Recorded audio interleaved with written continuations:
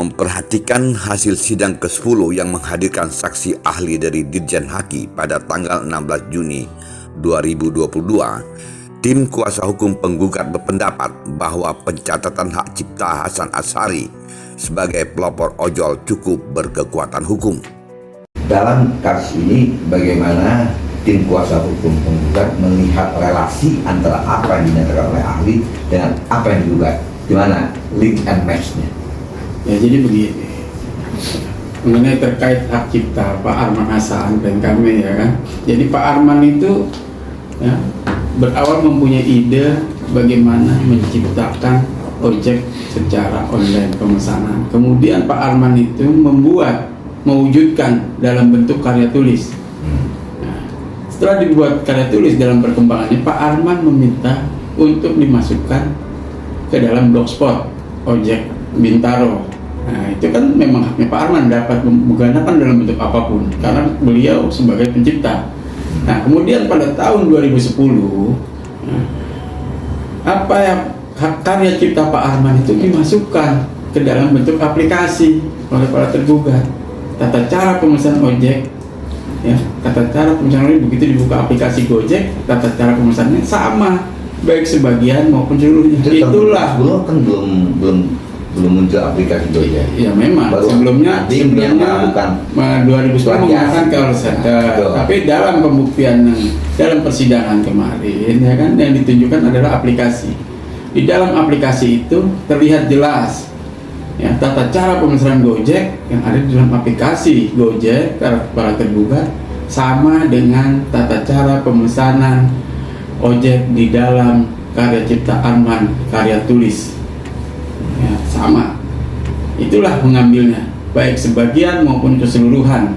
Sebagaimana keterangan ahli, ya, ahli mengatakan pernah Pak Arman itu datang ke DJKI mengkonsultasikan karya ciptanya mengenai pemesanan ojek online. Yang menjadi substansi daripada karya tulis Pak Arman Hasan itu adalah mengenai tata cara. Hal yang penting itu tata cara yang diambil sebagian ke dalam aplikasi para tergugat. Dalam perkara gugatan dugaan pelanggaran hak cipta, hal penting yang harus difahami adalah tata cara suatu karya cipta yang sudah dituangkan ke dalam karya tulis dan kemudian dicatatkan di Dirjen Haki. Tata cara itu ibarat resep atau racikan makanan atau syair lagu yang bila mana ada pihak-pihak tertentu yang memanfaatkan secara komersial harus mendapat izin dari pencipta atau menyebutkan nama penciptanya. Mengambil secara tanpa izin karya hak cipta milik orang lain merupakan pelanggaran hak cipta. Demikian pula karya cipta Arman Hasan atau Hasan Asyhari berupa karya tulis yang secara substansial adalah tata cara pemesanan ojek secara online yang dituangkan ke dalam program komputer berbasis internet dapat mempermudah penumpang ojek melakukan pemesanan dan bertransaksi. Terhadap pihak yang mengambil secara tanpa izin karya cipta Arman Hasan baik sebagian maupun seluruhnya berupa karya tulis yang substansinya berupa tata cara pemesanan ojek secara online yang dimasukkan ke dalam aplikasi adalah sebuah pelanggaran. Menurut Rohmani, tata cara itu ibarat resep dari sebuah menu hasil cipta seseorang. Bisa nggak Pak dijelaskan secara gamblang, kalau kita bilang diametral analoginya, bagian mana yang diambil? Kalau bisa kita bilang tata cara resep itu, bisa contohnya satu. Ya contohnya begitu. Jadi pelanggan, ya kan, customer, konsumen Gojek, ya kan, masuk ke dalam aplikasi. Begitu juga Pak Arman, ya, pada saat itu menggunakan blogspot, karya tulisnya dimasukkan dalam blogspot, orang membuka blogspot, kemudian menghubungi. Ada satu kalimat di situ tata cara pemesanan, itu ada sebagian kalimat yang dijiplak atau diduplikasi ke dalam aplikasi. Bagaimana dengan aplikasi ojol?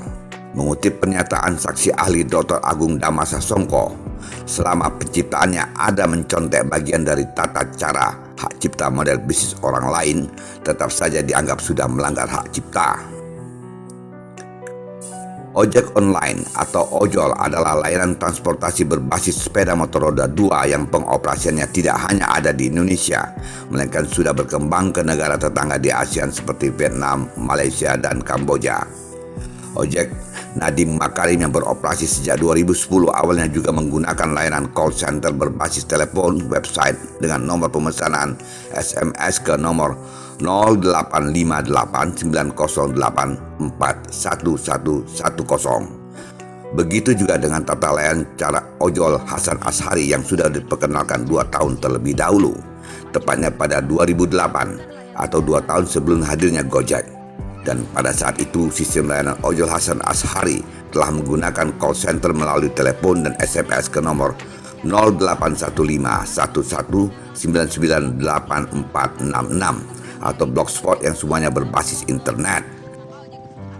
Sementara menurut saksi ahli dalam hak cipta dikenal adagium yang pertama dideklarasikan itulah yang berhak dicatatkan sebagai pemilik hak cipta, karena menurut sifat dari hak cipta itu yaitu deklaratif. Jumlah pelanggan tetapnya mencapai 30 orang. Jika ramai,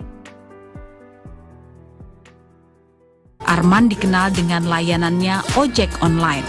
Pelanggan Arman tidak hanya berasal dari seputar Rempoa dan Bintaro, namun juga dari Bekasi, Tangerang, Depok, hingga Pulau Dewata, Bali.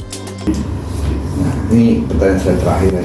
Dalam sebuah persidangan sekian banyak, kita sudah persidangan, mungkin 2 minggu lagi akan sebelah kita belum melihat satu pun dari pihak tergugat memberikan bukti bahwa mereka mempunyai catatan terhadap apa yang mereka buat. Dari sisi peradilan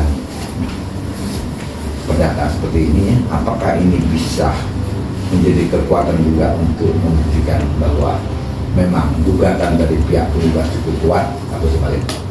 Kalau saya lihat dari tergugat sampai saat ini saya tidak melihat tergugat menunjukkan bukti pencatatan mengenai karya cipta ojek online milik tergugat.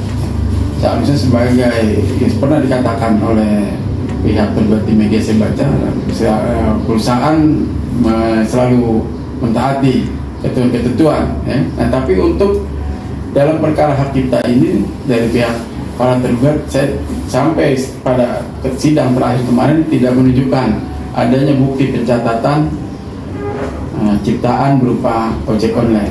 Nah, apa yang bisa kita tangkap dari pesan moral dari persidangan ini ketika satu pihak memberikan bukti dan pihak tidak punya bukti hanya dari kacamata hukum?